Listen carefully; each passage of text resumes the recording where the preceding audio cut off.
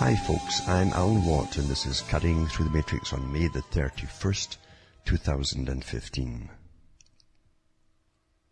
I hope some of you are enjoying the summer, because where I am in this part of Ontario, for the last 4 or 5 years it's been constantly monsooning every summer basically. Just massive downpours where you can't hear yourself thinking for the noise outside, the stuff coming down. Never mind see through it. It's incredible. But again, you see, I'm right at the top of a jet stream. It loops where I am, right over the top of me, and they even say in the geoengineering chem spraying papers that they would use these heavily to dose the atmosphere, and where they dose them is where the jet stream loops. They can put a heavy carrying dose on them, and they'll be carried down back into the US, for instance, from where I am. So I get it getting sprayed down in Michigan as it passes over there. It comes up here, and then it loops above Sudbury area and goes right back down into Buffalo and New York area. So that carries the heavy dose, and it comes down gradually. But you definitely get an awful lot more above the loops where they dose it heavily, mightily every single day. That's the normal now, the new normal for weather control. And some areas are getting parched, of course, and other ones are becoming deluged like I am here. And that's the agenda, of course, because it's a warfare. Weather warfare is a very old concept, much written about in academia, and top professors have put out their papers on it over many years, since the 50s especially, in more detail that is, using the very concept of geoengineering for moving populations out of areas they're in. They'll simply give up and move out without ever knowing why it's really happening. And you can get many things accomplished this way. You can cause famines and so on in certain areas, and droughts and other ones too.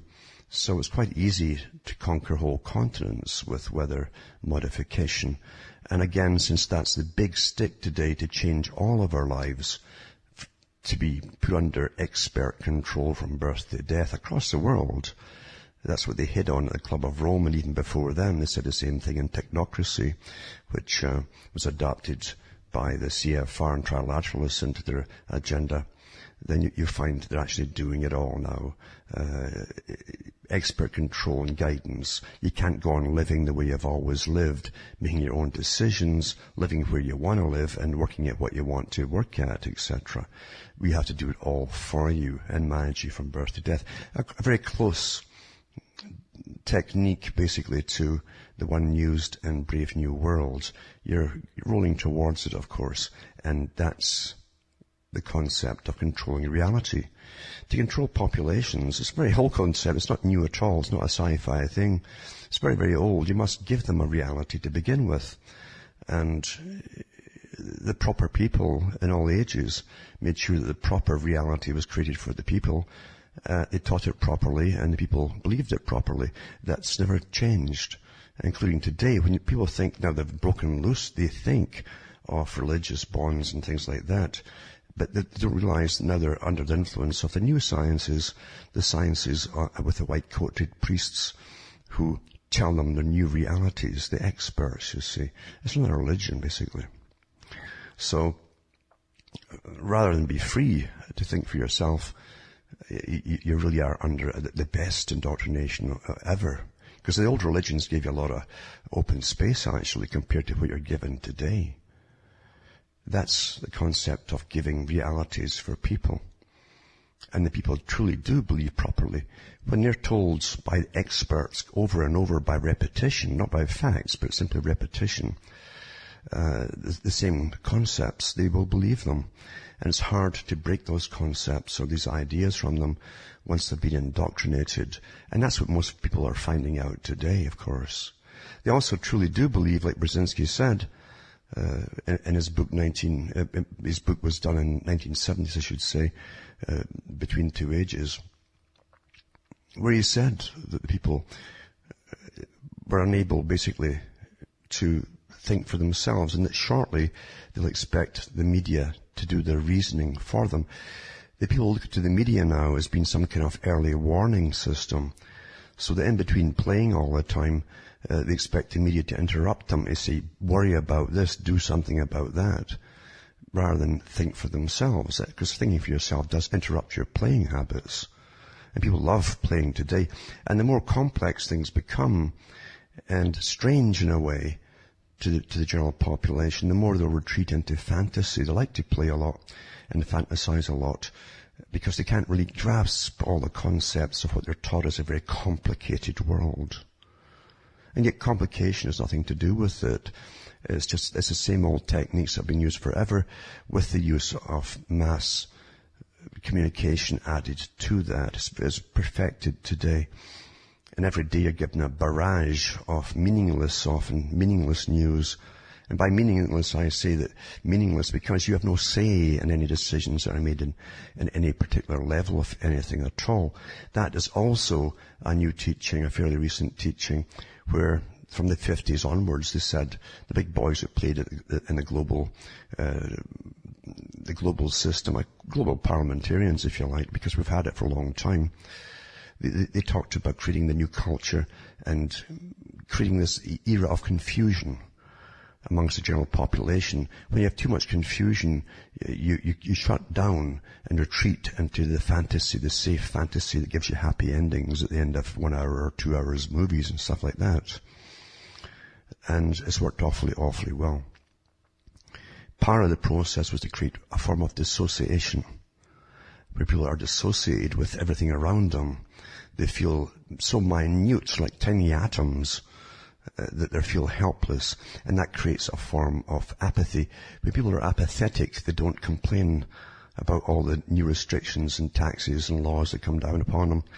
They simply become more apathetic because the message behind it all, the quiet message, very quiet, but consistent, is that you don't count, you don't count, you don't count. It's all psychological warfare. And it starts basically at birth, this whole concept, this new concept. So, people today truly do feel disassociated from everything around them to an extent.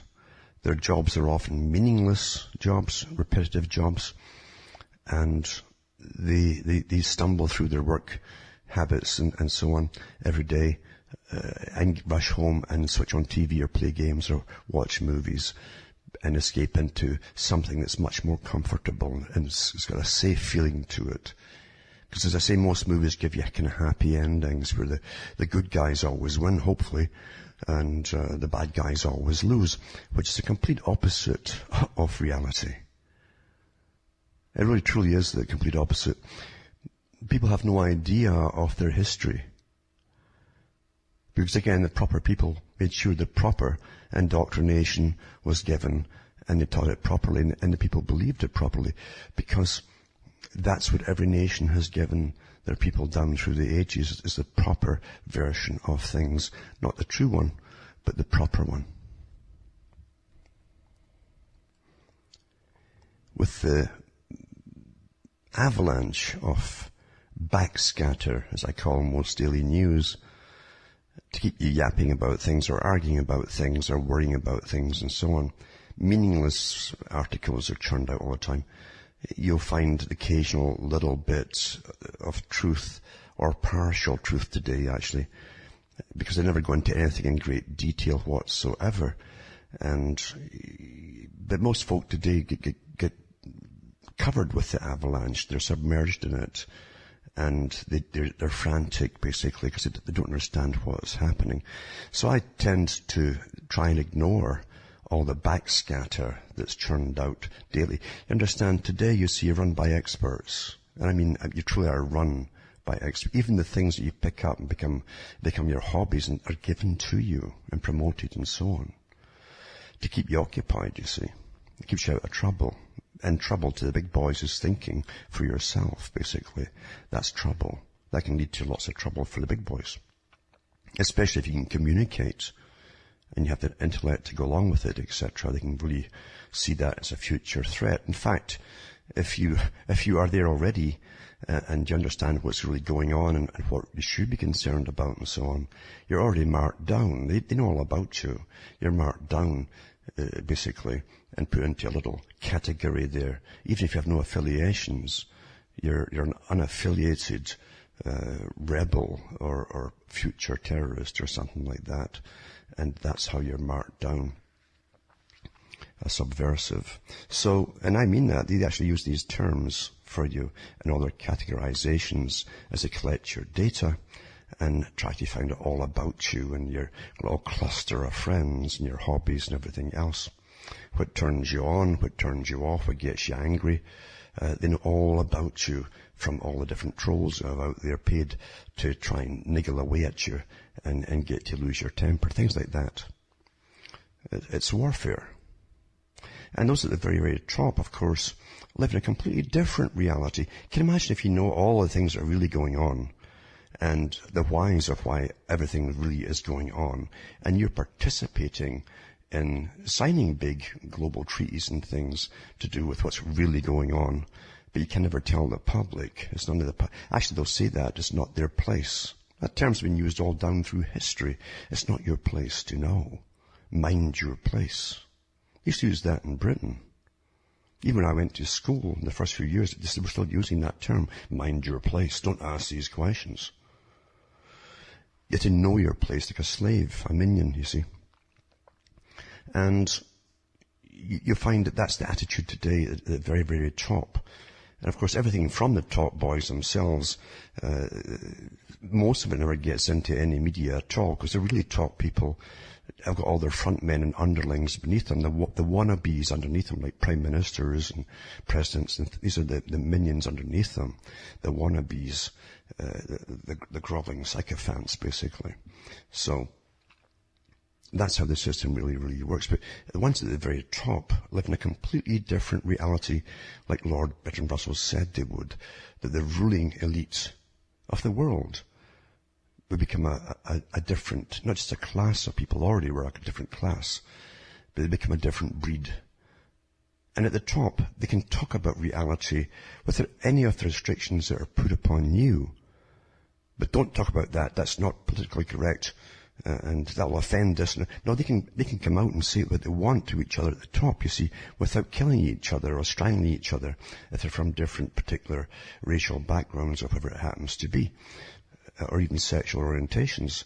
They live in a completely different reality, and they can look at everything objectively rather than subjectively. And it's all tied in with the social Darwinistic concept of elitism and the survival of not just the fittest, but the fittest as far as breeding concepts go. And to be a good breeder, survivor, you must have incredible wealth and power that goes along with the wealth. Because in this system of money, wealth is power. It guarantees that everyone beneath you is going to treat you differently from their own peer groups. And police everything, courts, you name it. In fact, at the very, very top, no one at the top will ever go to court, ever, for anything at all. That's just the way it is. And they accept that quite naturally amongst themselves at the top. They have no problems with it at all.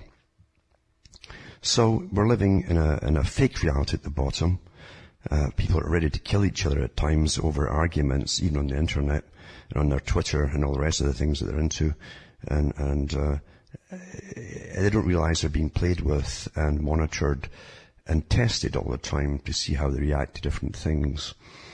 It's so perfect today. And the internet truly has been the greatest thing of all, with all of the things that it spawned to do with data collection on a daily, real-time basis. It's quite fantastic.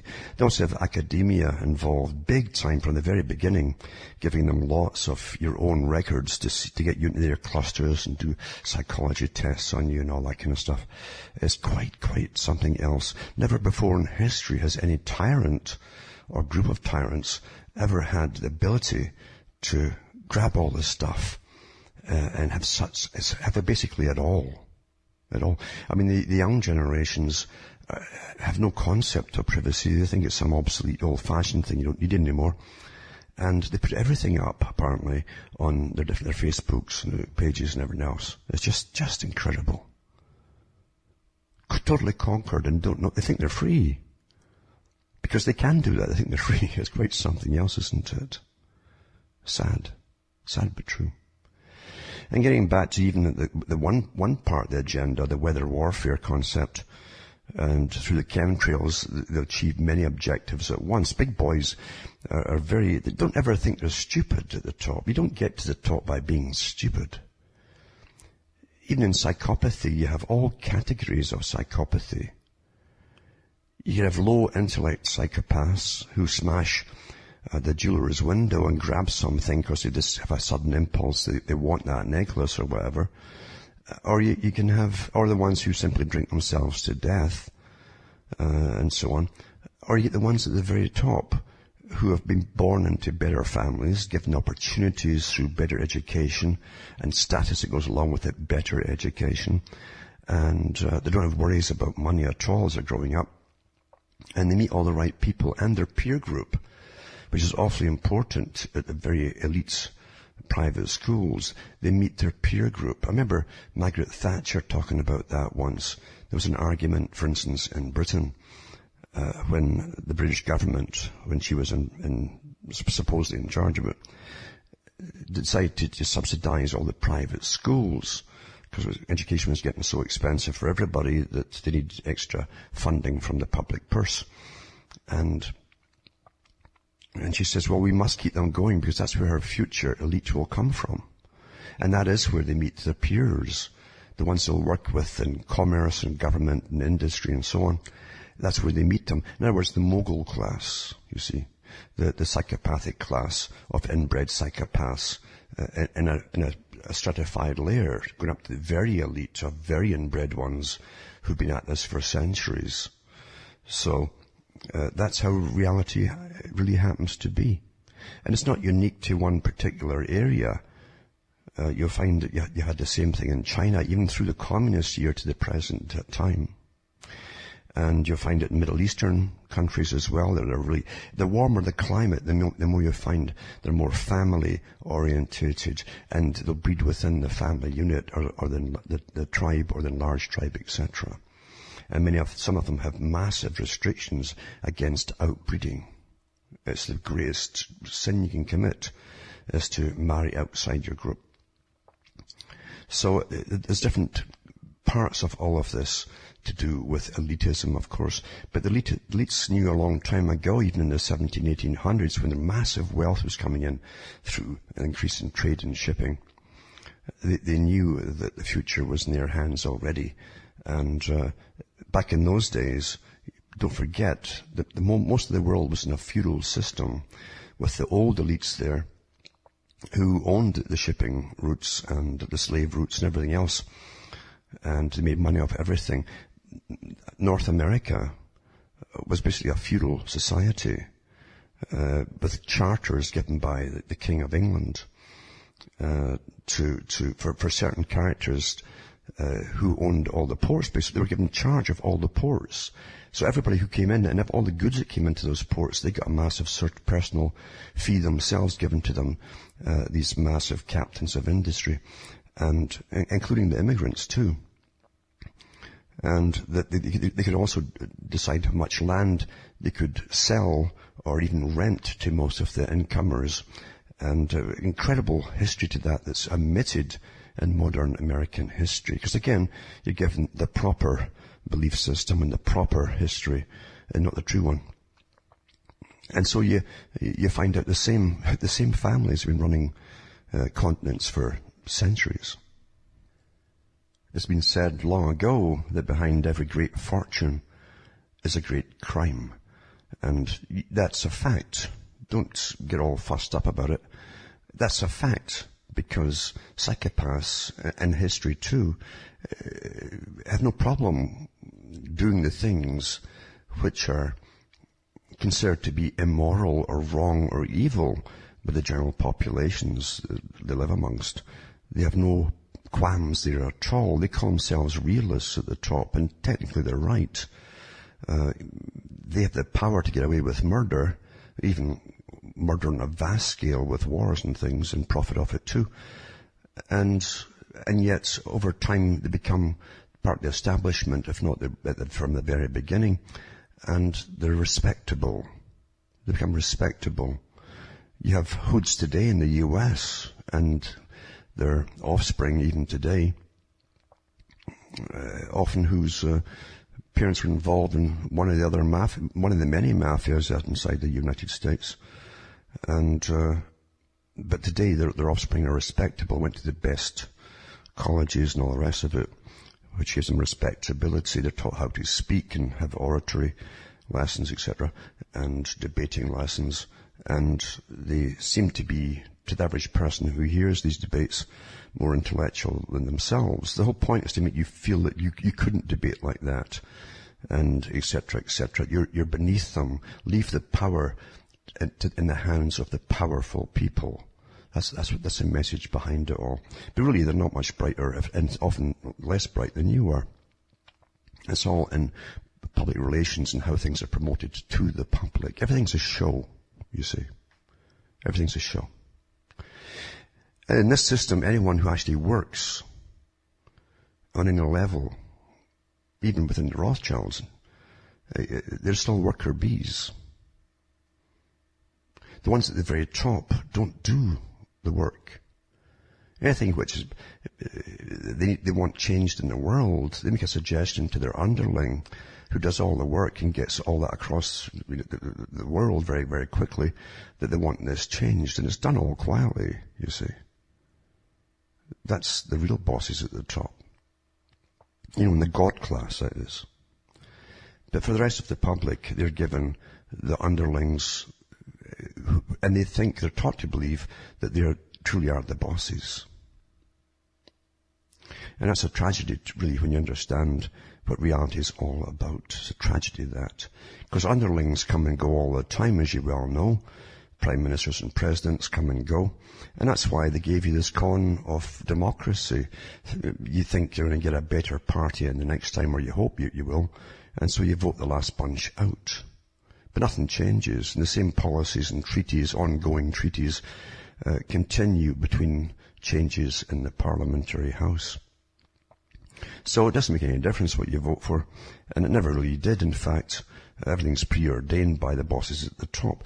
Power never gives itself up and says, oh, I'm fed up with this power, I'll give it all to the people. It just doesn't happen, folks. It doesn't happen at all. But it does stop the people from having rebellions every few years, you see, as you're plundered and plundered and plundered. Because most of the wealth comes from you. If you look at some of the biggest families in the States and in Britain, because many of them would cross the waters back and forth all the time, like the Astor family, and how they got their cash. They didn't spend any of their cash when they were shipping magnates with masses of ships across the world. They did all kinds of dirty deeds and awful trades and things like that. They got massive subsidies even in the 1800s, these captains of industry, from the government. And with that money, they could put down the cost of the next voyage across wherever. Nothing's changed. Nothing's changed. The taxpayer still pays for all big business. Not just in the US, but everywhere else too. Today it's called public-private partnerships. It's the same thing. Anyway, getting back to the weather concept of things and how big boys always get what they want through, they've got tremendous faith in science. Tremendous faith in it. And they truly do. They bring in top professionals in the fields of various academia to give them lectures on things at the very, very top all the time, so they can get an idea where the wind is going scientifically in different areas that they can use themselves. And they can also make sure then with little suggestions. See the top guys, when they make suggestions, that's the law. That's the law of God speaking right there. And these suggestions are carried out. And if they say, well, this could be very, very useful, this science, but let's not let anybody know about it. They're not ready yet. That means you get the whole field to themselves to use upon the general public or the world or weather warfare, whatever it happens to be. We're in such an advanced scientific age today The stuff you get in newspapers is obsolete. It's always been obsolete your whole life long. And even before you were born.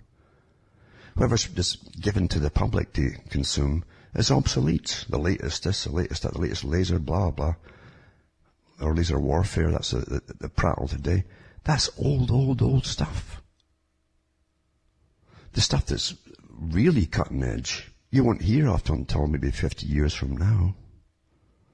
The stuff that they can use at the top when they want to, if they want to, when they want to.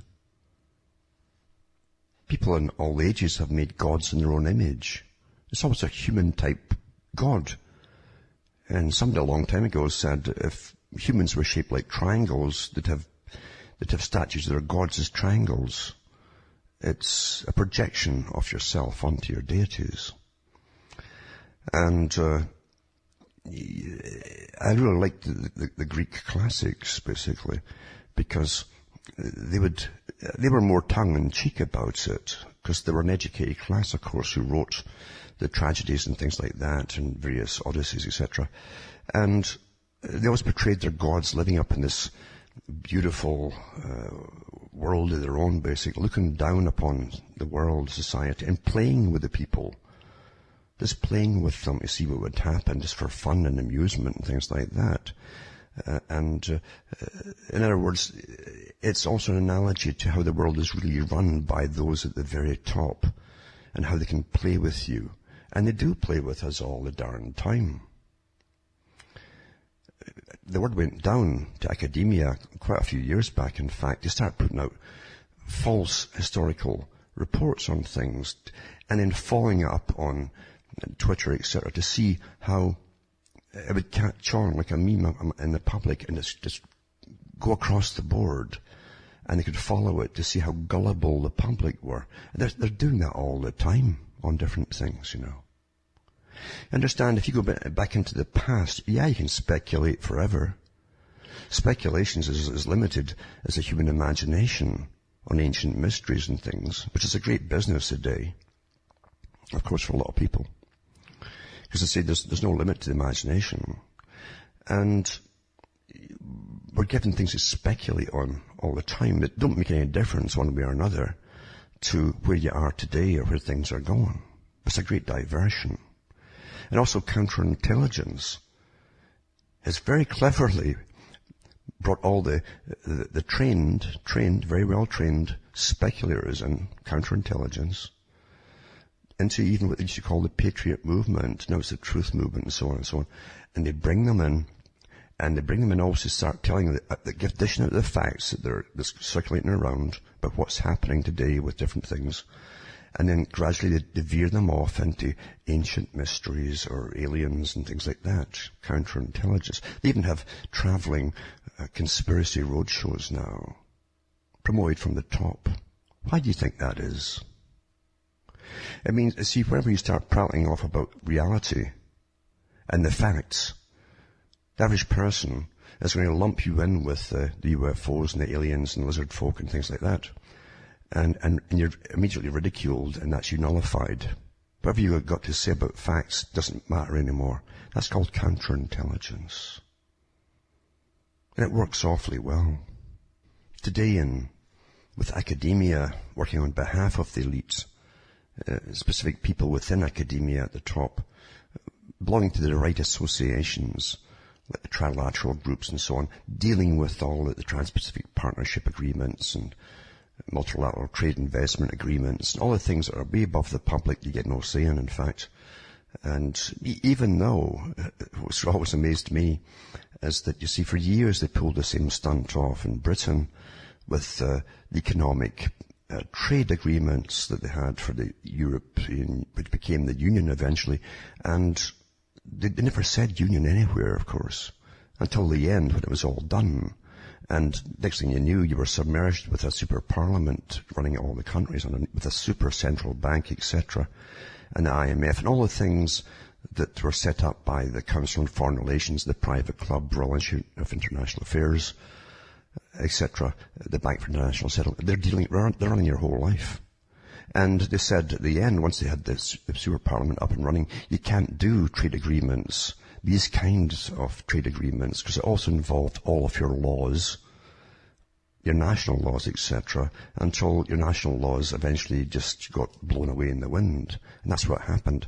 But so the Trans-Pacific Partnership that's going on in secret, just like the EU one was always in secret, and like NAFTA was secret, and Free Trade Agreement for the Americas was secret.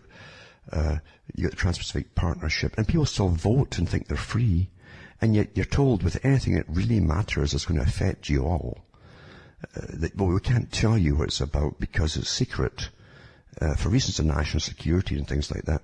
And it's all drafted up by big corporations, and they still can't get through their thick skulls that your governments are just the little hirelings of the big, incredibly rich families on this planet. They can't get through their heads. This double think that, yeah, but we're still in a democracy. Really? Well, the people you send off to represent you in your federal governments can't tell you anything. Who voted them in? Because it's classified as secret. And you still vote for them. And you still will vote for them, most of you, because it's your nature. You can't get past doublethink. Yeah, I know they're not really representing us, but and then in the next bit they'll say, but they are representing us. Oh, make your mind up. Make your mind up. Doublethink. But all areas that affect you, healthcare, economics, everything is run by big corporations. And all the stuff they tell you by experts and pills to take and vaccinations to get are all done by paid experts. And all the summaries and evaluations of various drugs and testings, it's all done by paid experts who work for the big pharmas and get... there's been so many exposes out there over the years, so many articles over the years, coming out with this stuff that they pay special people to write fake reports. It's so easy to fake stuff by omitting all the bad negative side effects of things and so on. So easy to do. So easy to do. They do it all the time. And then but when they want you to take more and more vaccinations, because it's big, big business, plus it culls you off down the road with all the cancer viruses and things that are in them and the chemicals are in them. It's all biowarfare to me. But it doesn't matter. They keep telling, but it's good for all. It protects you and it protect your little children. And the mantra goes on all constantly. And you don't get a chance to even think for yourself, if you can think at all. You got to think for yourselves about everything. When private business exists for nothing more than its economic interests, they have tremendous power because of their financial positions. And they're always backing the politicians that you think you're giving the vote to. They give them the cash to run, and they're bought and paid for by the corporations, not you, the voter. And that's why they're always pushing these laws through. You can't get to school to take all these shots. You can't do this with all these shots, blah, blah, blah. Business. Never mind the side effects. A few years ago on the air, I talked about an article that came out then talking about all the little factoids they're dishing out to you. I think they've got a computer somewhere that just makes up factoids every day, little trivia nonsense, utter rubbish, without any validation and backup. Just prattle them off, and folk prattle them off in other shows. It's just incredible to me to listen to this stuff. But I talked about all the things that have been printed about testing various things before, drugs and so on. And they found that a few years later it was totally fabricated and false. It doesn't make any difference how often you tell the public these things. They've been taught from birth to trust. It's been drummed into them. Trust the expert. Trust. So when the experts keep kicking you in the Charlies, it doesn't make any difference. Once the pain's gone, they're back to trusting. Can you help people like that? Now, here's an article here. To validate it again, it won't make any difference because folk will forget it as soon as I say it. Because there's always a massive avalanche afterwards by the PR specialists paid for by the big boys at the top to contradict everything you've said, but without any facts. There's an article here, and it says here, it came out first in the German newspapers, media format, and it says, in the past few years, more professionals have come forward to share a truth that, for many people, proves difficult to swallow. One such authority is Dr. Richard Horton, the current editor-in-chief of The Lancet, considered to be one of the most well-respected peer-reviewed medical journals in the world. And it is. Dr. Horton recently published a statement declaring that a lot of published research is in fact unreliable at best, if not completely false. The case against science is straightforward. Much of the scientific literature, perhaps half, may simply be untrue. Afflicted by studies with small sample sizes, tiny effects, invalid exploratory analysis, and conflicts of interest, together with an obsession of pursuing fashionable trends of dubious importance, science is taking a turn towards darkness, he says. He says this is quite disturbing given the fact that all of these studies, which are industry-sponsored, are used to develop drugs and vaccines to supposedly help people, train medical staff, educate medical students, and more. That's awfully important what's just said there. See, you only buy this stuff or else it's going to get pushed on you by the big pharma. But it's more important that, you see, that's who's training the medical staff, the guys who make all these pills and drugs and so on, the drug pushers. And it's very difficult, through the indoctrination they get as a medical student, to change their minds. Because they're taught right off the bat, they know things the general public don't know. We're superior. And there's nothing worse than getting the truth through someone who really believes they're superior to you. He says, common for many to dismiss a lot of great work by experts and researchers at various institutions around the globe, which isn't peer-reviewed and doesn't appear in a credible medical journal. But as we can see, peer-reviewed doesn't really mean much anymore. Credible medical journals continue to lose their tenability in the eyes of experts and employees of the journals themselves, like Dr. Horton. He also went on to call himself out, in a sense, stating that journal editors aid and abet the worst behaviors, that the amount of bad research is alarming, that data is sculpted to fit a preferred theory. He goes on to observe that important confirmations are often rejected, and little is done to correct bad practices. What's worse, much of what goes on could even be considered borderline misconduct. This is Dr. Marcia Angel, a physician and longtime editor-in-chief of the New England Medical Journal, which is considered to be another one of the most prestigious peer-reviewed medical journals in the world, makes her view of the subject quite plain. She says it is simply no longer possible to believe much of the clinical research that's published or to rely on the judgment of trusted physicians or authoritative medical guidelines. I take no pleasure in this conclusion, which I reached slowly and reluctantly over my 2 decades as an editor of the New England Journal of Medicine. I apologize if you've seen it before in my articles, but it's quite the statement when it comes from someone who also held a position similar to Dr. Horton. There's much more than anecdotal evidence to support these claims, however, including documents obtained by Lucidia Tomljenovic, PhD from the Neural Dynamics Research Group in the Department of Ophthalmology and Visual Sciences at the University of British Columbia, which reveal that vaccine manufacturers, pharmaceutical companies, and health authorities have known about multiple dangers associated with vaccines, but chose to withhold them from the public. It's just repetition, you understand. When this becomes exposed, it doesn't make any difference. They carry on as though it had never been mentioned. It says, this is scientific fraud, and the complicity suggests that this practice continues to this day. And it gives you the source of that too. This is just one of many examples and alludes to one point Dr. Horton is referring to, the mission of data. For the sake of time, I encourage you to do your own research on the subject. I just wanted to provide some food for thought about something that's not often considered when it comes to medical research and the resulting products and theories which are then sold to us based on that research.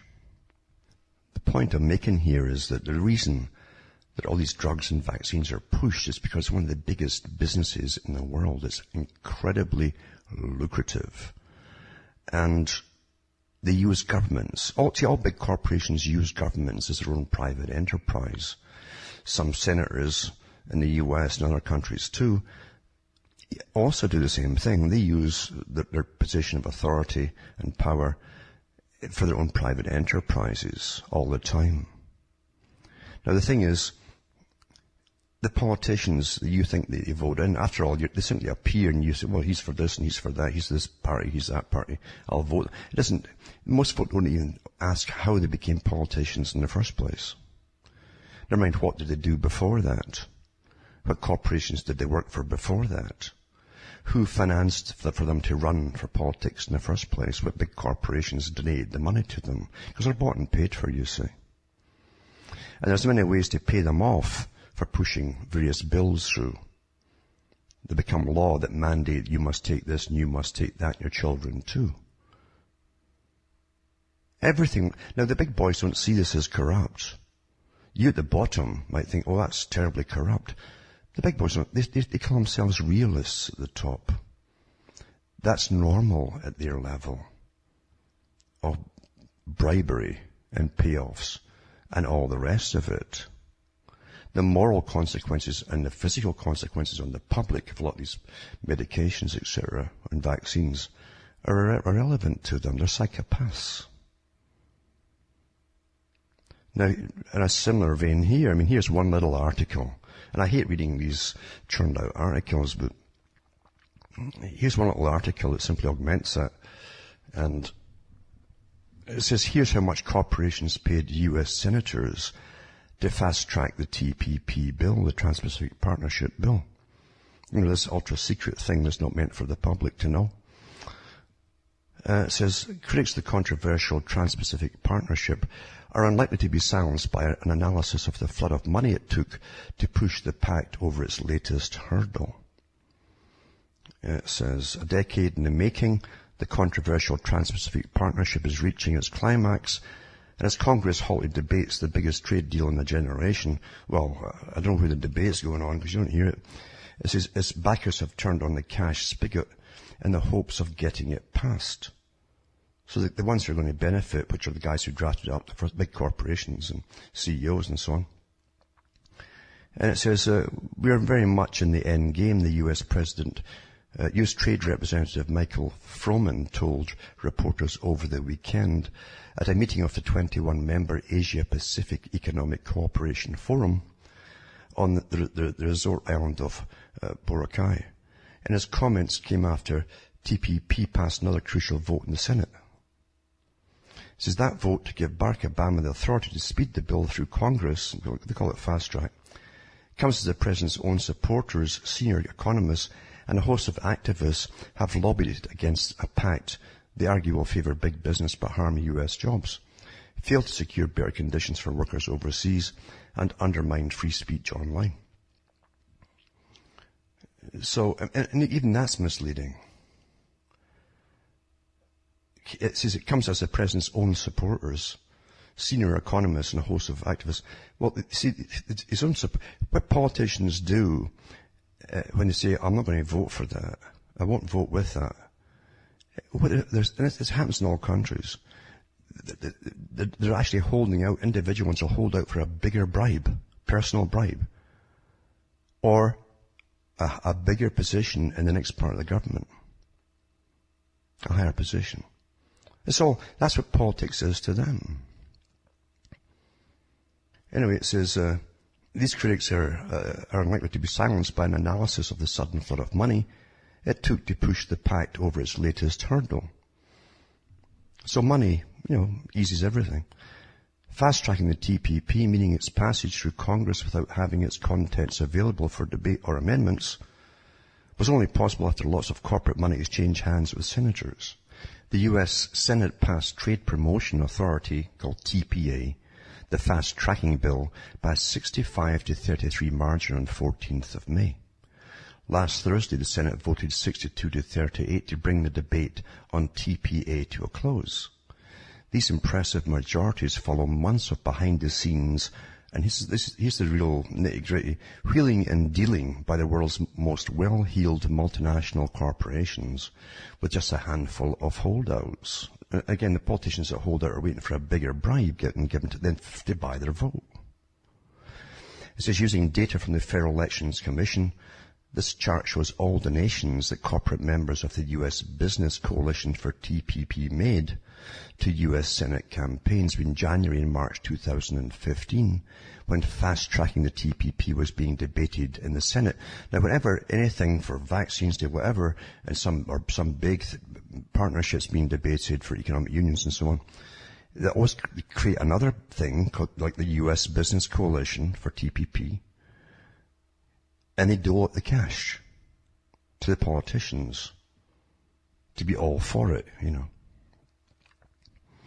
This is out of the total 1,140,971 given. An average of 17,676 was donated to each of the 65 yea votes. Bought and paid for, eh?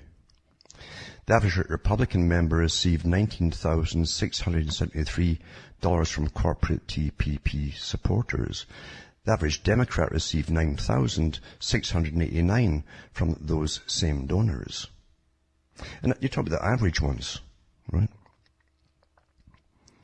The ones that are higher up, and all parties all get pretty much the same, because they're the only ones that matter. So the amounts given rise dramatically when looking at how much each senator running for re-election received. 2 days before the fast-track vote, Obama was a few votes shy of having the filibuster-proof majority he needed. Ron Wyden and 7 other Senate Democrats announced they were on the fence on 12th of May. They hold out for extra bribes, distinguishing themselves from the Senate's 54 Republicans and a handful of Democrats as the votes to sway. In just 24 hours, that's all it takes when the bribes come in, you see, for them to change their minds. And, I've considered this and I've decided to do the right thing. You know, yeah. You've all heard it before in every country. This is Michael Bennet of Colorado, Dianne Feinstein of California, naturally, Claire McCaskill of Missouri, Patty Murray of Washington, and Bill Nelson of Florida caved in, and voted for fast track. So they got a higher bribe, you see. It's just like auctions you go to, and you put your bid in there and you think, well, I'll probably get it, and somebody outbids you, and other ones will hold out for it to the end, you see, to put in their bid. Well, this is kind of a reversal here for the voting in politics. They hold out, hoping, and it goes up and up and up as they get approached. Oh, okay, we'll give you another few thousand here, another $250,000 there, and and then they vote. That's how it works. This is Bennett, Murray, and Wyden, all running for re-election in 2016, received $105,900 between the 3 of them. Bennett, who comes from the more purple state of Colorado, got $53,700 in corporate campaign donations between January and March 2015, according to Channing's research. Almost 100% of the Republicans in the U.S. Senate voted for fast track. The only 2 non-votes on TPA were a Republican from Louisiana and a Republican from Alaska. Senator Rob Portman of Ohio, who's a former U.S. trade representative, has been one of the loudest proponents of the TPP. In a comment to The Guardian's Portman's office, he said, Senator Portman is not a vocal proponent of TPP. He has said it is still being negotiated, and if and when an agreement is reached, he will review it carefully. He received $119,700 from 14 different corporations between January and March, most of which comes from donations from Goldman Sachs, that was $70,600, Pfizer, $15,700, and Procter & Gamble, $12,900. Portman is expected to run against former Ohio Governor Ted Strickland in 2016 in one of the most politically competitive states in the country. 7 Republicans who voted yea to fast track are also running for re-election next year, cleaned up between January and March. Senator Johnny Isaacson of Georgia received $102,500 in corporate contributions. Senator Roy Blunt of Missouri, best known for proposing a Monsanto-written bill in 2013 that became known as the Monsanto Protection Act, received $77,900, $13,500 of which came from Monsanto. Arizona Senator and former presidential candidate John McCain received $51,700 in the first quarter of 2015. Senator Richard Burr of North Carolina received $60,000 in corporate donations. 81-year-old Senator Chuck Grassley of Iowa, who is running for his 7th Senate term, received $35,000. Senator Tim Scott of South Carolina, who will be running for his first full 6-year term in 2016, received $67,500 from pro-TPP corporations. It's a rare thing for members of Congress to go against the money these days, said Mansoor Gidfar, spokesman for the anti-corruption group Represent Us. They know exactly which special interests they need to keep happy if they want to further their re-election campaigns or secure a future job as a lobbyist. How can we expect politicians who routinely receive campaign money, lucrative job offers and lavish gifts from special interests to make impartial decisions that directly affect those same special interests, Gidfar said. As long as this kind of transparently corrupt behaviour remains legal, we won't have a government that truly represents the people. Well, you see, that's how it's always been. It's always been like that. Never mind all your indoctrination and your little Disney stories about the responsible businessman and all that kind of stuff, and your politicians and the stuff that brings tears to your eyes. And that's how incredibly powerful Hollywood is. When it can, I mean, you build out the stars and stripes and play the right songs and so on, and you start crying. And there's the politicians draped in the national emblems and symbols and all the rest of it. It works just like magic. It's Pavlovian conditioning. If people can't break out of their conditioning, it's been a tremendously powerful tool, this conditioning. It's been used in every country. It was used in Britain for generations when the British Raj run the whole world. It's for the upper elite, that is, Whereas in America, it works almost to the bottom of the scale with indoctrination. It's perfect. Because true history has never been taught. And rather than have you aware, which is also called streetwise, you've been dumbed down to believe what you're told, that special people are somehow more responsible than you. And the opposite is true. In reality, the sharks and the psychopaths rule, folks, in every country. And democracy is a showboat, it's a sham. Always was. Put out deliberately by those who already ruled the old system. And now they've been training you gradually, not to even be concerned about it. Just accept that your betters that come out of the special wombs and special birth canals to get launched into the world have the right to rule over you because they're superior than you see, or to you. So therefore, wake up. And that means, honestly, I used to say, is that jumping out, if you want the truth, how many folk truly want the truth? See, most folk, it doesn't matter what it happens to be or the topic or anything else, they'll say, well, give me bits of it on my conditions.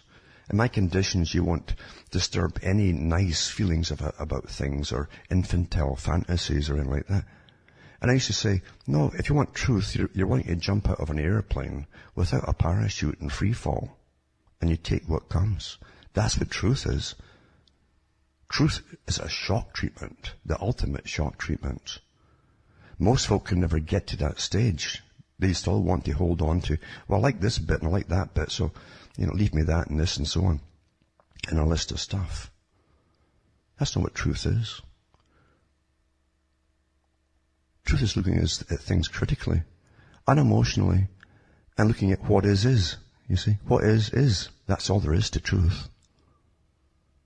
The preponderance of evidence or lack of evidence always affects the jury's decision in court. And you have all the evidence you need to back up everything I've been saying here over many, many years to get the verdict. But you don't want to go that way, do you? You want to think, well, like the conditioning from Hollywood, the one will arise. The one person will arise. The old Clint Eastwood thing. He'll just ride into town and clean it up for you. You can sit back and let him do it all. And then you can applaud him and give him awards at the end of it. Well, you do nothing yourselves. Most folks really don't want the truth, you see. That's sad. The worst crime, I think, in all generations going down through history, is robbing people of their minds, their own personal mind, at birth, for their whole life. And generations, mountains and pyramids of people over generations dying, never knowing truth in their whole lifetime, never having an inkling of what really was behind anything that happened in their lives.